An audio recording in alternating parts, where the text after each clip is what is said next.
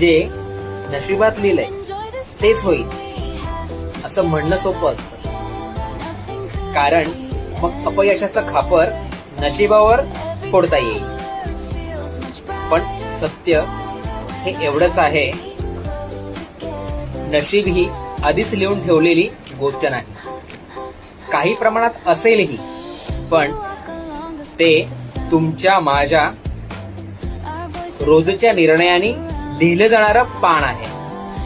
प्रत्येक सकाळ एक कोरं पान घेऊन येते आणि प्रत्येक निर्णय त्यावर तुम्ही लिहिलेली नवी ओळ असते. नियम सर्वांसाठी सारखे, तुम्ही असो मी असो, या विश्वाची या पृथ्वीवरील सक्सेसफुल व्यक्ती असो.